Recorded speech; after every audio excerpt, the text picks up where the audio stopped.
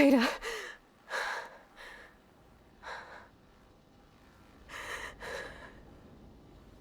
Varl.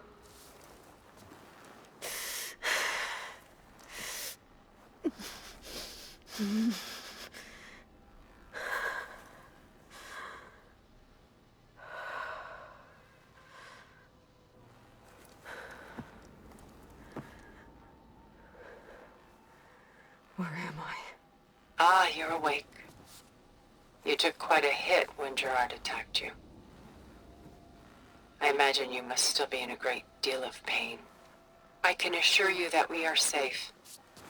The others can't detect us here. You mean the other Zeniths? You must be Tilda.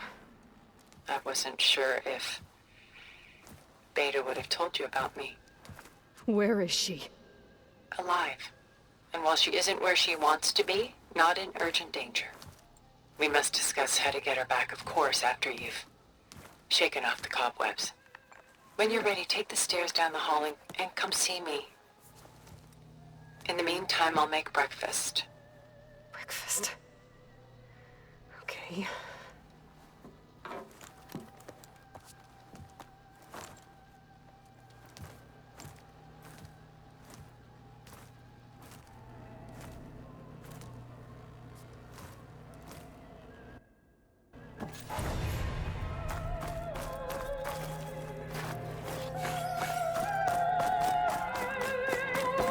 What is this?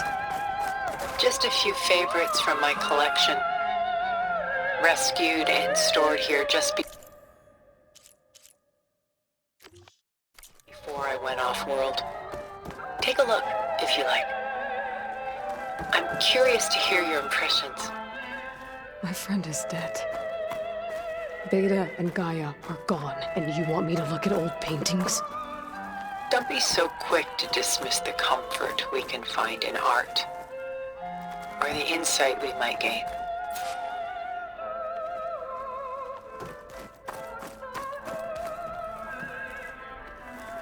The Gust, by Willem van de Velde, the most famous of his many maritime paintings.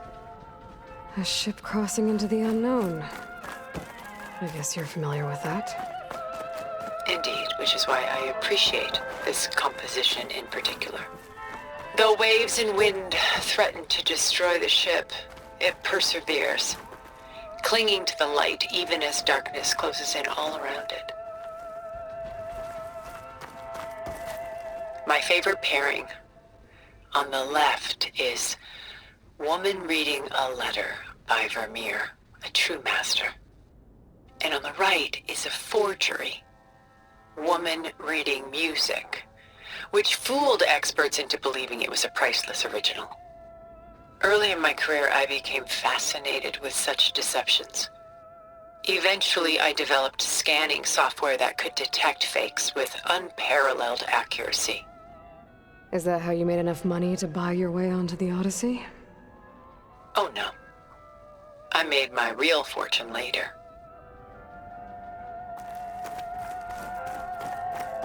Selene and Endymion. She's the goddess of the moon, whereas he's a simple shepherd. Beside her is the god of love, Cupid. So she's sneaking up on him? More like visiting him in secret. The torch that Cupid bears represents Selene's undying infatuation with him. Though the two must remain apart, her love will forever burn.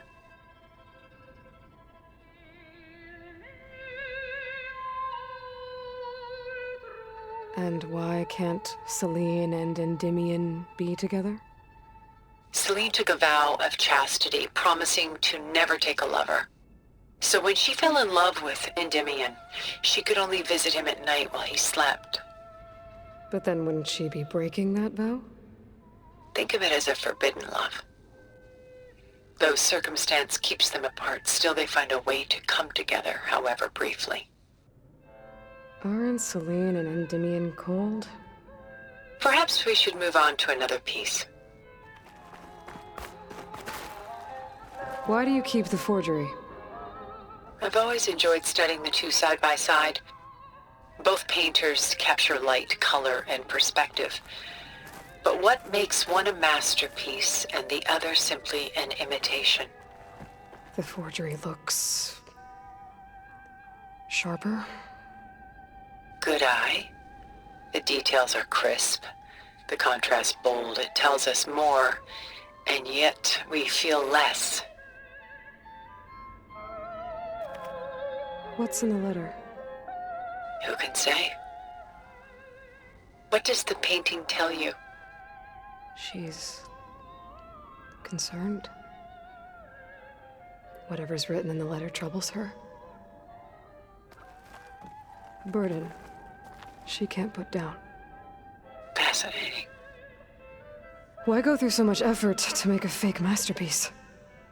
The forger initially painted under his own name, but found little success. His work was considered unremarkable. But when he took on the guise of Vermeer, suddenly it was celebrated as extraordinary. But it was a lie. And he knew it. Sometimes we struggle to glean what is real and imagined, even within ourselves. The irony of these two is that Vermeer died in obscurity.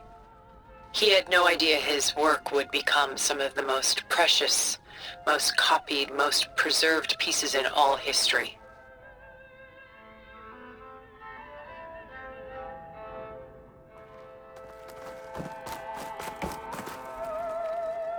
Shall we move on?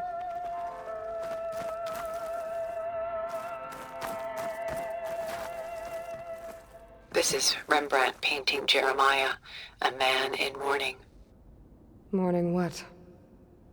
His home. The ancient city of Jerusalem. He foresaw its impending doom, but could do nothing to prevent it. So instead, he saved its treasures from destruction, just as I saved these works. You could say we're kindred spirits. About Jeremiah. If he knew his home would be destroyed, why didn't he save the people? Why save those relics? He tried, but no one would listen to his warning, so he saved what he could. But how did he know? He was a prophet. He saw an army invade and destroy the city in a vision. So it's more like he calculated which side would win a battle. What matters is that he was right in the end. If not for him, all those wonders would have been lost forever. At least this way, some part of his world survived. You know what I like the most about this piece? Even though he's the sole survivor, his home in ruins, left with only the remnants of his world. The light keeps the shadows at bay. There's still hope. Precisely. Take as long as you like.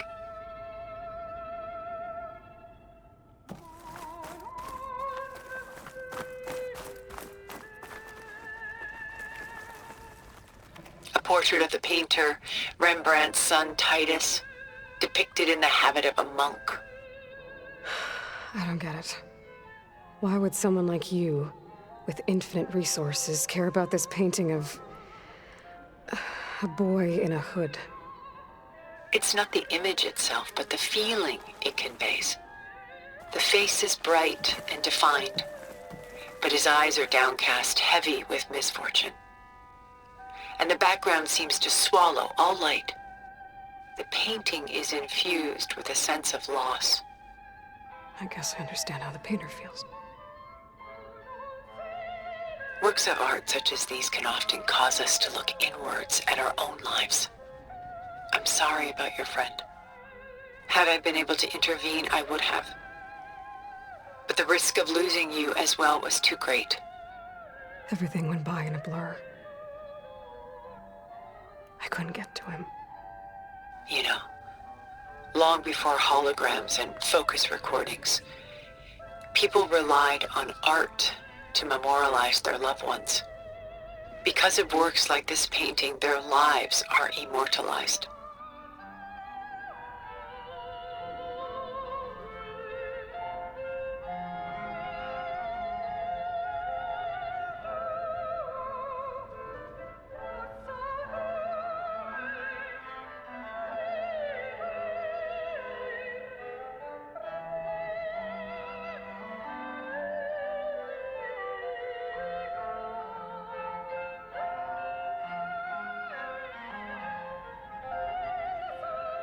Rembrandt had 4 children by his wife. All but Titus died shortly after she gave birth to them. She passed not long after that. Titus became the only family Rembrandt had. Which is why he painted him this way. Indeed. Then tragedy struck again. Disease claimed Titus at 26. It's almost as if Rembrandt painted the future closing in on him. Rembrandt actually painted several portraits of Titus, but this one has always been my favorite. It's honest. What do you mean? In others, Titus was portrayed in brighter, livelier states, but here, Rembrandt allows himself to express his true feelings. Sorrow, fear, hope, love, laid bare on canvas for all time. I see this one resonates deeply with you.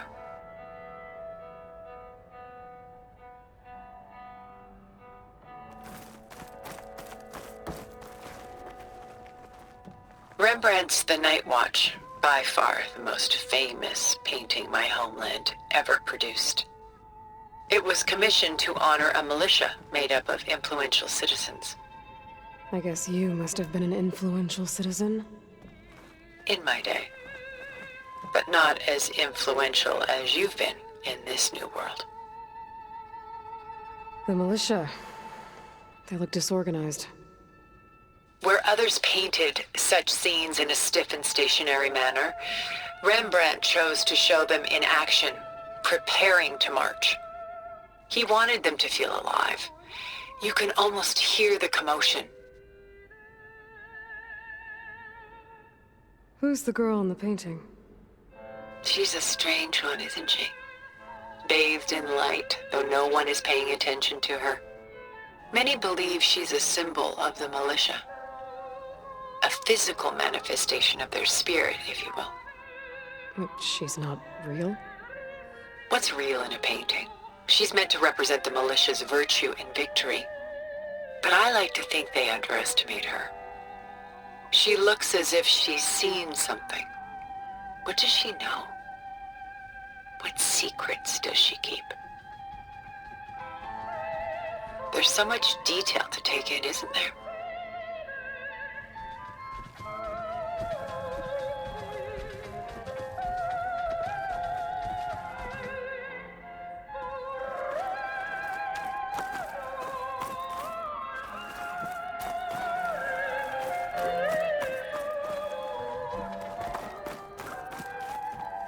Where is the ship going? To a faraway land, most likely. My ancestors used ships like these to explore the world, sometimes at great cost. What were they looking for? Anything of value. They were traders willing to face unknown dangers to make their fortunes. But no matter how far they went, they always turned their sails home. So this Von de Velde only painted ships? It was his specialty. Following in the footsteps of his father, Willem the Elder. The two had quite a journey of their own, taking them all the way to the court of a foreign kingdom. Did they ever come home?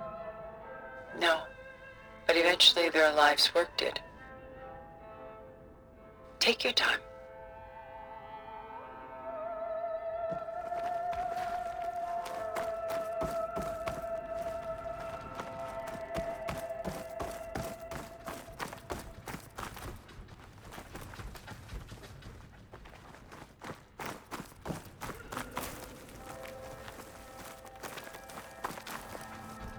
Stunning, isn't it?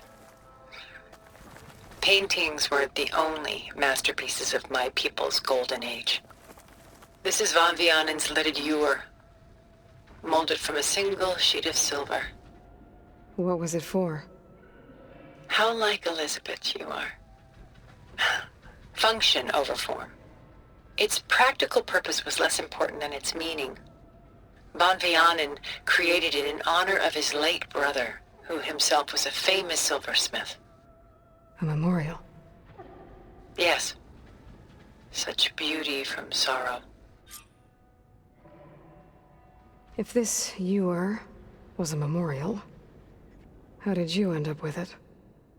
As the Pharaoh swarm closed in, my homeland's greatest museum gave it to me, along with many other works, in the hope that I could preserve them.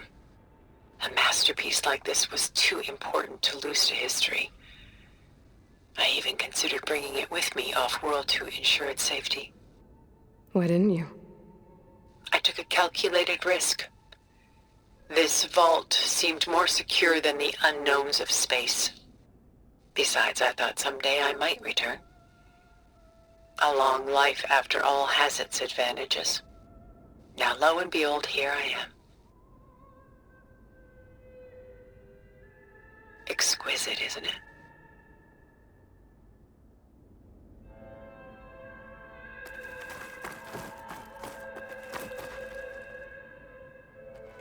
A lot of weight on his shoulders.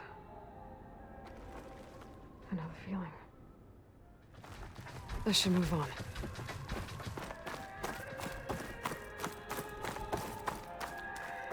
She's pulling out her own hair. Out of madness? Out of grief? It's hard to watch her suffer. I should move on.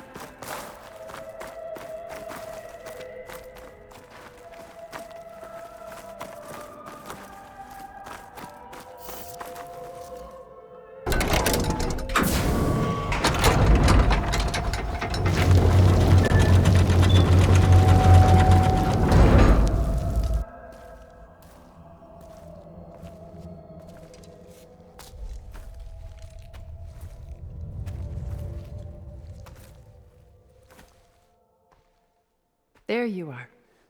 Feeling better? How did you find us? At the cauldron? And what did you do to everyone right before I passed out? All business, I see. Well, suffice it to say we were keeping a very close eye on Hephaestus, knowing we would need it at some point. Your ruse didn't fool us, and as for my little trick, it was an overload of the senses, accompanied by an energy discharge.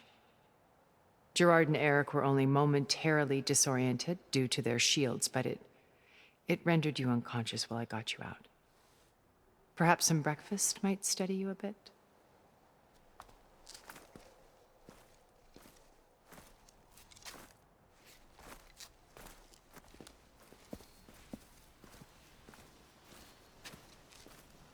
This was your house. The one you recreated for Beta, in the data channel you shared. How perceptive of you. Please, this way. After everything your people have done, you think I'm just gonna sit down and have a chat with you? They're not my people. They never were, and especially not now. You shot off into space with them, and lived with them for 1,000 years before coming back. So what made you suddenly turn on them? Quite simply, this. My old focus. You repaired it?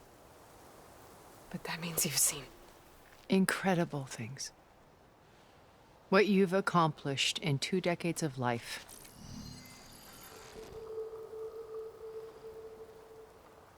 A 1,000 years at my back, and I haven't even come close.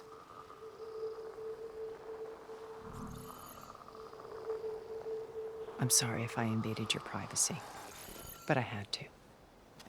In order to understand. to be enlightened. You truly are Elizabeth's blood.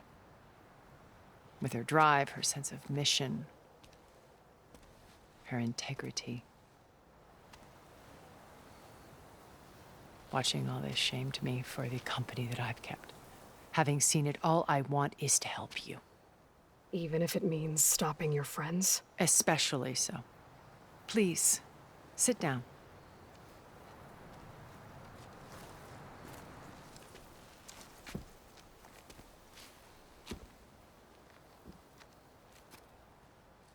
There. That's better. Now, we must recover Beta and Gaia at all costs. By now, you must know that Gerard intends to use Gaia to reboot the Earth's biosphere. Remaking this world to specifications that would only suit us immortals. This process will kill every living thing on the planet. He calls it a clean install. Not if I stop him first. Not if we do. And once he and the others are gone, we can work together to fulfill Elizabeth's dream. I'm sure Beta told you that there's a build of the Apollo database on board our ship. A complete collection of human knowledge. With that and Gaia, we could do everything Elizabeth wanted. Heal the biosphere, educate the people of this world, uplift them. Create the world she imagined. Let's not get ahead of ourselves. From what I've seen, your friends are invincible. I do wish you would stop calling them my friends. And they're not invincible. In fact, a friend of yours has found a way to defeat them. Silence. Oh, he's been a busy bee, building an army powerful enough to crash through Gerard's precious base. Regala and her rebels. Even now, she's preparing a final march on the Tenakth capital. When she wins, she'll have the entire tribe under her control. Hundreds of warriors and machines to throw at the base. She's been duped. They'll all perish, of course. But it should be enough to break Gerard's defenses and allow Silence to kill him. Along with all the others. Using the new weapon he's developed. Yes, he's found a way to circumvent our shields. Truly an exceptional man. He's planned for everything. Except you and me.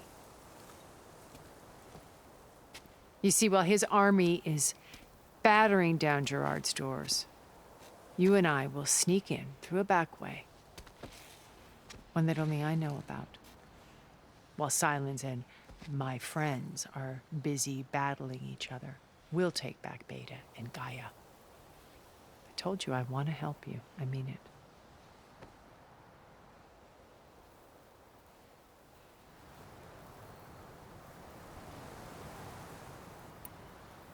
You said Beta is not in urgent danger, so what are the Zeniths doing to her? Putting her to work. Merging Hephaestus with Gaia. A difficult, time-consuming task, as I'm sure you know. They will compel her if need be. But her life is not in danger. She's the only one who can do it. Because you people made her to be nothing but a tool.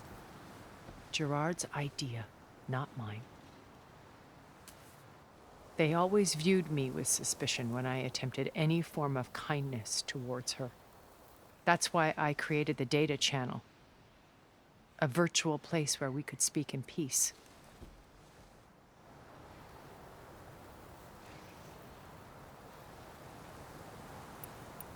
My old focus. How did you find it, let alone repair it?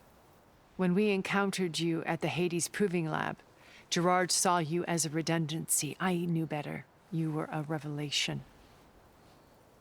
After your dramatic escape, bravo, by the way. Gerard and Eric assumed you were dead and gave up the hunt. I wasn't so sure. When the others were busy, I returned to the lab and searched for any trace of you. That's when I found this little treasure. Not easy to repair, but certainly worth the effort. As I watched your life unfold, you were like a splash of color on a worn canvas. What Liz was, and more. Did you show it to the others? Of course not. It was your actions that inspired me to defy them. It's worth noting that if I hadn't found it and watched its contents, I wouldn't have known to save you at the cauldron. You'd be dead, So I should be grateful. if you like.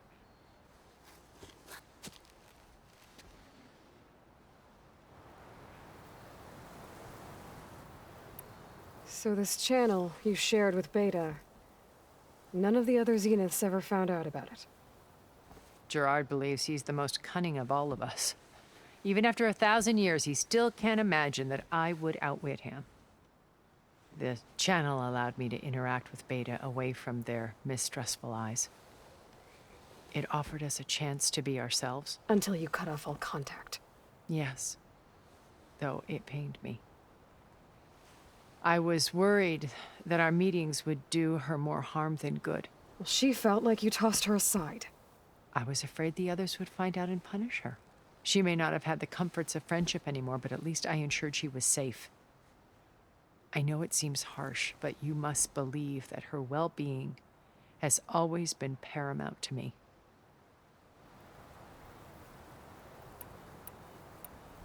Why did you make the data channel look like this place? I built this house as a shelter to weather any storm. A safe place. Not just for me, but for the art stored below. Cultural artifacts of incalculable value. Truly some of the greatest achievements of human civilization. And you wanted Beta to see them? Yes. Her upbringing was so cold and technical. I thought if she could experience Vermeer and Rembrandt, it would bring something else into her life. A heritage every bit as valuable as the scientific and technical data being drummed into her.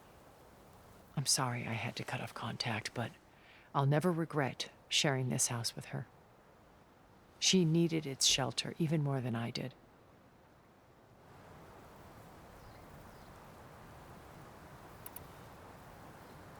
So you know all about me.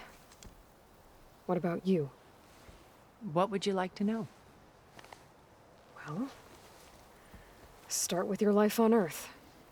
When I was 8, terrorists flooded my home city.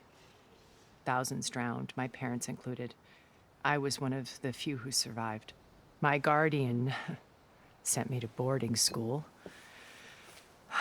Among my peers, I was the strange girl, the orphan to be avoided.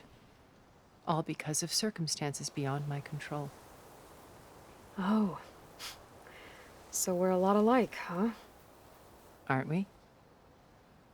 You were an outcast. But you didn't let that stop you from getting what you needed. Neither did I. I climbed my way out of desolation and used my wits to build a fortune. First, from the technical analysis of art and the detection of forgeries. Profitable expertise in those days. But as it turned out, the software I developed was even more useful for counterintelligence. From there, it was only a short step to gathering extremely valuable intelligence on my own. You were a spy? More like a service one could turn to for information. I had to remain anonymous, of course, to protect my privacy. But despite that anonymity, Far Zenith inevitably sought me out.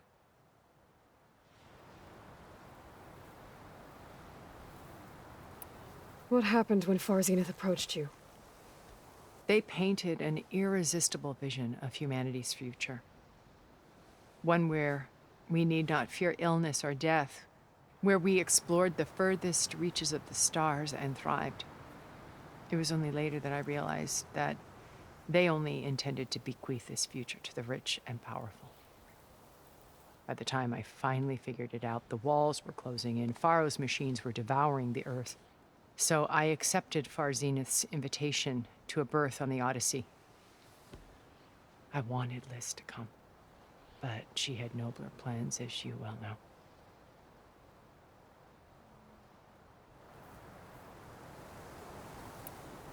So you didn't know the other Zeniths were monsters until it was too late?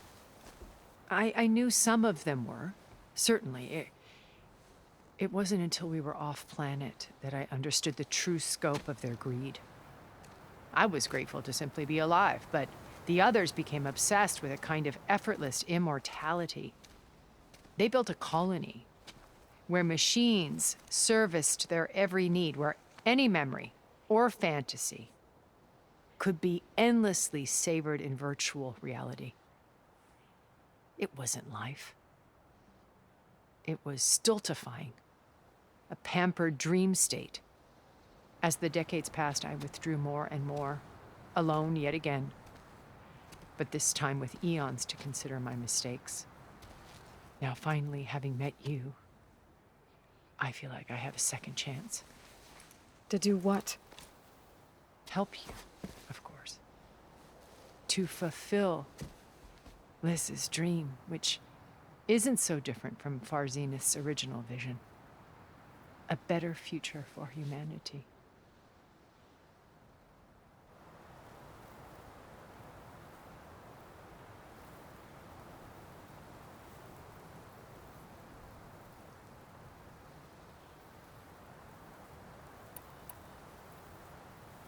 Beta told me your colony was destroyed.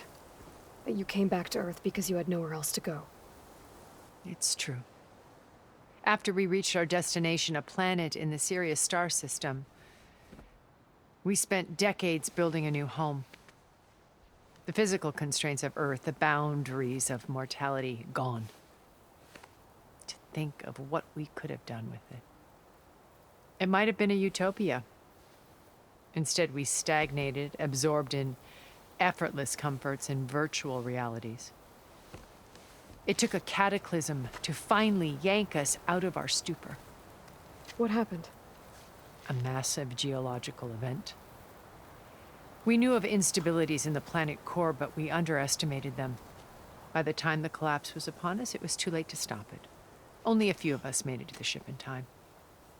We set course for Earth, the only safe harbor left to us. Which you decided to make unsafe for anyone else. Not me. Gerard.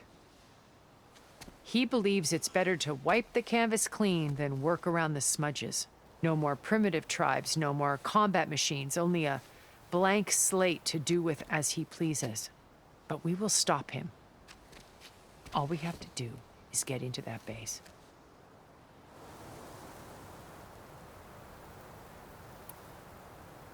What exactly is your plan to sneak into the Zenith base? We will make use of a lesson I learned from an early age. Always know your exits. In this case, a place where Gerard's new construction meets the ancient foundation, a passage that only I can access. When Silence flings his army at the base, we will enter through this back door, bypassing most of the fighting. The distraction will provide us with a window in which to rescue Beta and Gaia.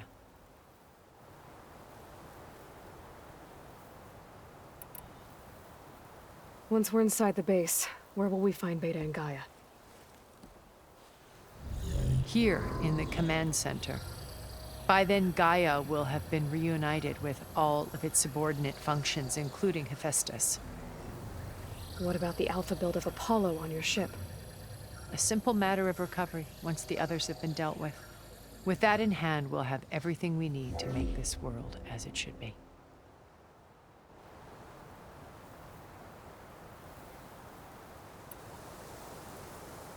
How do you know about Silence's plan? He isn't the only one adept at spyware. You hacked his focus? No, he's too careful for that. But his subordinates?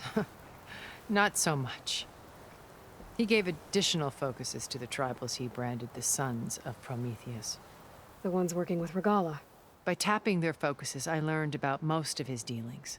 The distribution of override technology, the arming of Tanakh rebels, and the secret pact with Regala to attack Gerard's base. But how did he come up with a weapon that can take down your shields? That's the one thing I haven't been able to figure out, but However he did it, I'm quite certain it will work. With it and the Tenakth army, victory seems to be within his grasp. Such a shame he'll be disappointed.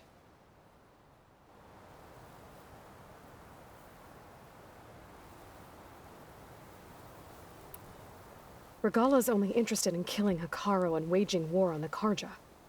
What does she have to gain by attacking Zenith? It's the price she must pay for her war. Without the ability to override machines, her little rebellion would have languished in the desert. So she trades with the Sons of Prometheus. Machines to help her overthrow Hekarro. In exchange for an assault on the base. Pride has deluded her into thinking she can actually survive such a battle. And all without ever knowing who the Sons of Prometheus really answer to.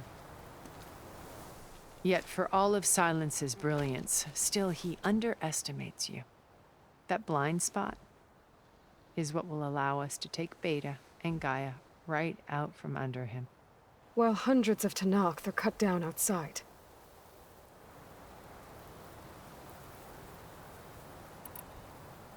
So you knew Elizabeth. What was she like? Liz was everything she was. I see in you.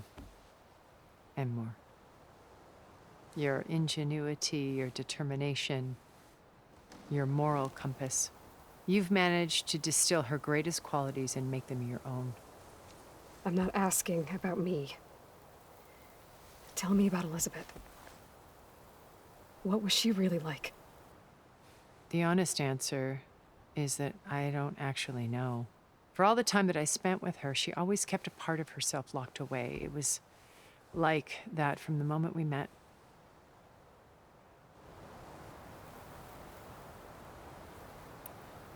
So when you met Elizabeth, she was what? Distant? Aloof? Not aloof. Not exactly. It was a summit in Paris about machine learning, a touchy subject in those days, because regulatory authorities were just starting to clamp down on AIs. Liz gave the keynote address. She had already achieved great renown for her work in automated environmental reclamation. But in her address, she was just starting to imagine the next step. An AI-driven system that wouldn't just act on its programming, but actually take responsibility for its sphere of influence. To care about life. Not just follow orders. Revolutionary stuff. I was fascinated. And I wanted to meet her for a long time. I watched her after her talk. She had spoken with such moral authority, such empathy. But after that, she retreated. I could tell she felt uncomfortable with all of her admirers. It was as if giving the talk had cost her something. I didn't want to be a pest, so I planned my approach carefully.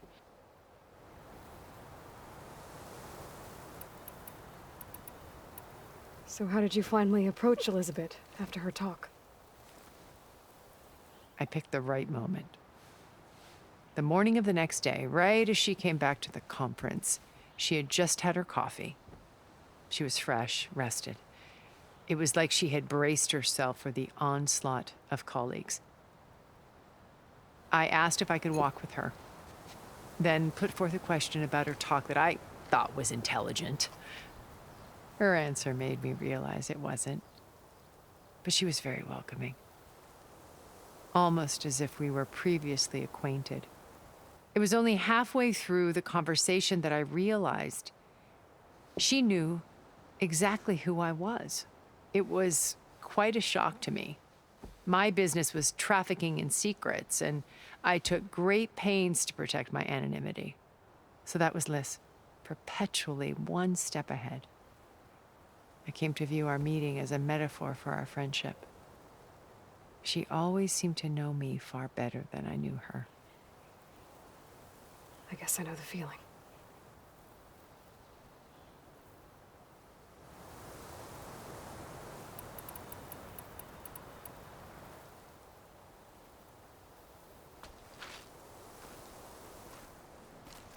First Varl.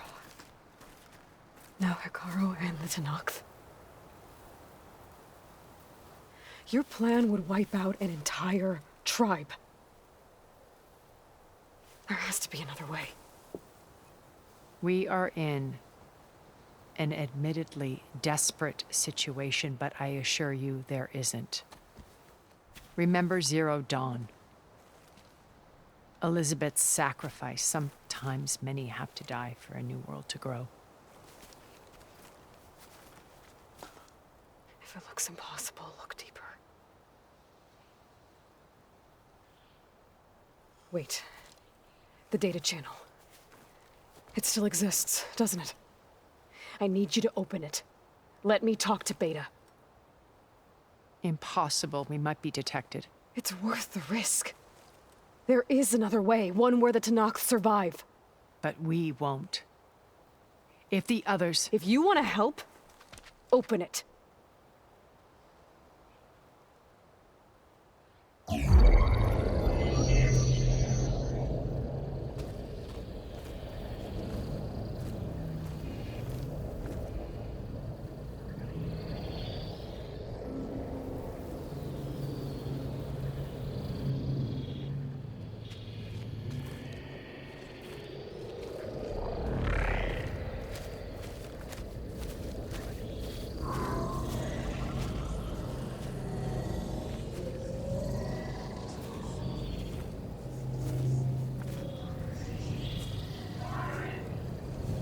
What are they doing to her? Virtual reality dissociation. The manual merge of Hephaestus will take hours upon hours of tedious micromanagement. If she resists the work, they run simulations to induce feelings of isolation and despair. Beta, can you hear me? You're alive. They're watching me. I can't hold up this extra protection for long. You should have killed me. No. No, look at me. I'm coming for you. I promise. Okay? I just need you to hold out a little while longer and work on the merge.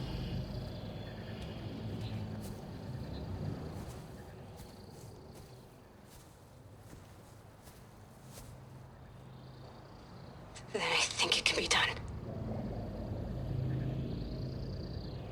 I'll contact again when it's time. Can you hold on? As long as I know you're coming for me, I can endure anything.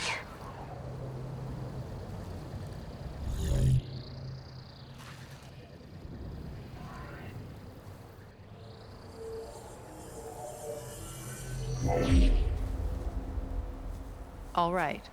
I did as you asked. Now I think you need to tell me what you're planning. I'm going to take Sylens' army away. I don't need it. Only the weapon he made to penetrate your shields.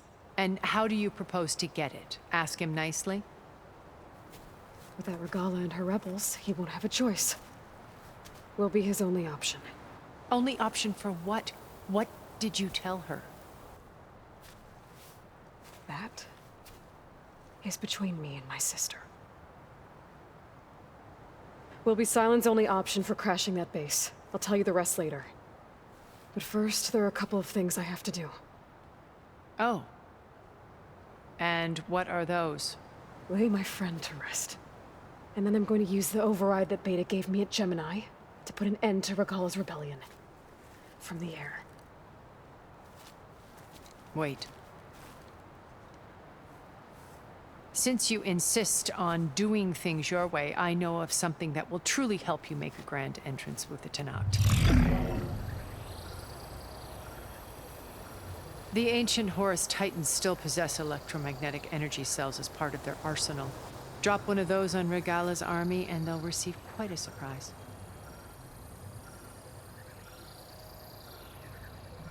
So go, do what you must.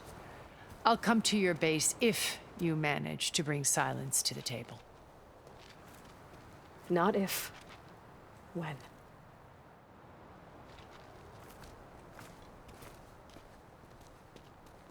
I don't know where to get the parts I need. I'll have to go exploring.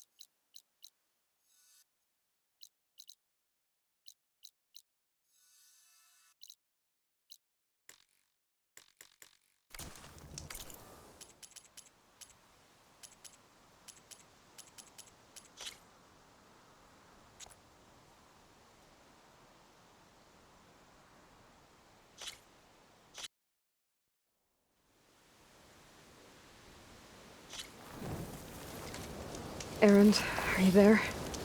Aloy! Aloy, is that really you? Yeah, it's me. Where's everyone else? We're all... we're back at base. What happened? It might be easier to explain in person.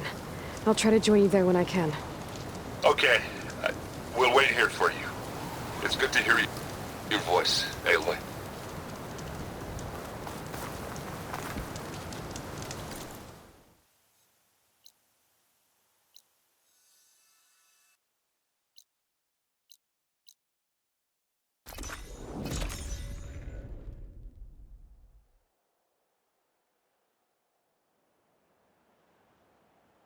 Just to let you know, I'm now patched into your focus network. Great. I take it the other Zeniths can't hear us? Of course not. And they don't know about your base either, in case you were wondering. I've sent you data on the Horus energy cells you can use against Regalla's forces. Reach out to me when you're ready to acquire one. Understood.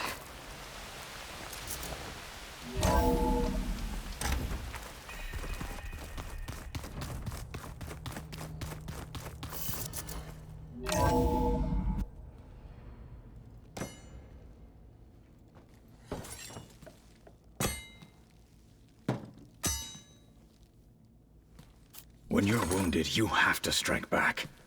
Draw blood. Hey! Can't I get one damn minute to mourn my friend? Regalla is going to slaughter my tribe to overthrow Hekarro.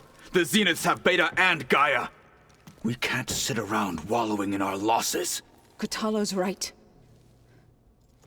We must fight. Oh, all right. So what are we gonna do, huh?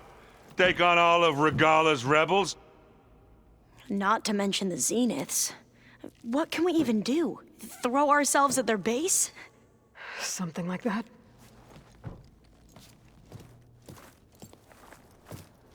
So...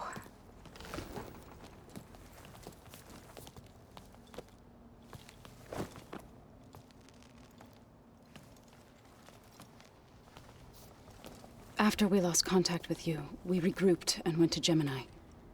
What happened? The recording we found on Varl's focus cut off when that Zenith, Eric... The Zeniths were tracking Hephaestus. When Gaia trapped it in Gemini, they knew where we were. After Varl tried to stop them. They took Beta and Gaia. I only survived because one of the Zeniths turned against the others to save me. One of them? Well... At least we didn't lose you too. So what do we do now? We're going to defeat the Zeniths. And get Beta and Gaia back. But first, we're going to stop Regalla. How? Back in Gemini, Beta gave me a gift. There's something I need to do first to make it work, but it could put an end to the bloodshed. Word is, Regalla's readying her army for an all-out assault on the Grove. I need to be there. I know. Go. Stand with Hekarro. And keep an eye on the sky. Strike true as the 10. The rest of you, whatever preparations you need to make, upgrades, resupplies, get on it. It won't be long before we take the fight to the Zeniths. We'll be ready, Aloy. And when you're ready, meet me outside the east exit. I'd like to have a word in private. Even when things are darkest, you're the flame that lights the way forward. Just tell me one thing. Am I gonna get to smash up a bunch of Zenith bastards? We all are. Good.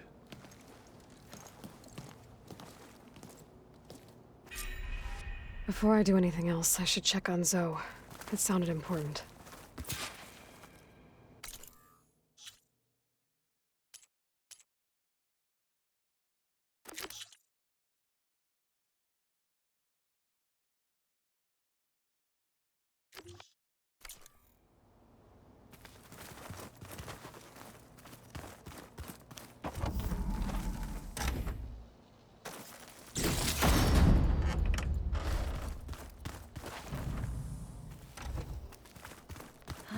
It's all...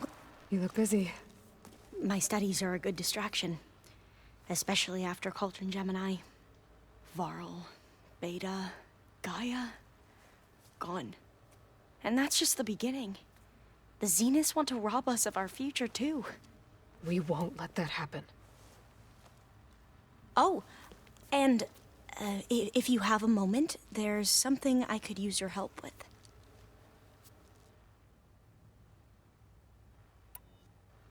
Any more data catch your eye? All of it?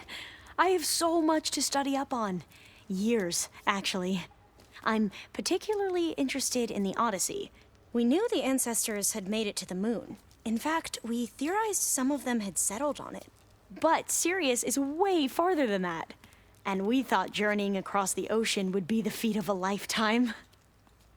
The sheer calculations needed for space travel. It's overwhelming to think about. Even so, the Quen are way ahead of other tribes when it comes to understanding this stuff. Where I grew up, everyone thought that stars were sparks that rose from a fire lit by the goddess to guide us through the night.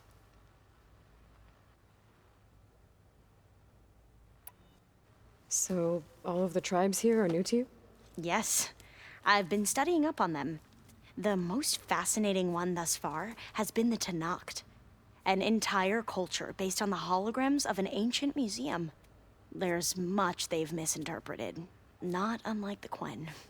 But still, there's a nobility to what they've become. They're honorable and fearless. And deadly.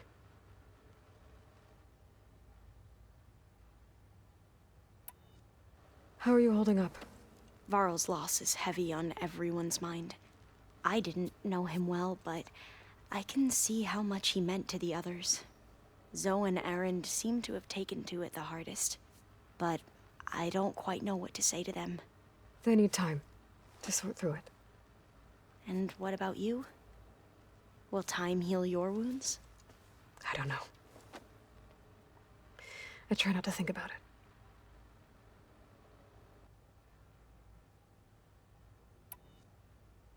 Have you spoken with Zoe at all? A little bit, but I did hear her singing with Varl not too long ago. I don't think they noticed. Zoe seemed so free when she did it. Like every emotion she had was taking flight in song. And she looked happier because of it.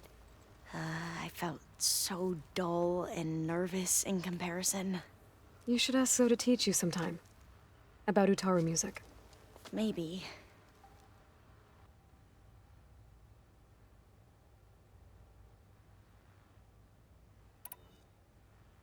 Tilda, the Zenith that Beta mentioned, she was the one who rescued me. Did she say why? She knew Elizabeth Sobek. Seems to think helping me is honoring her in some way. She was willing to share information on both Silence's plans and the other Zeniths. But you still don't trust her. Where I come from, the more valuable the knowledge shared, the higher the price extracted. I'd be careful if I were you, Aloy.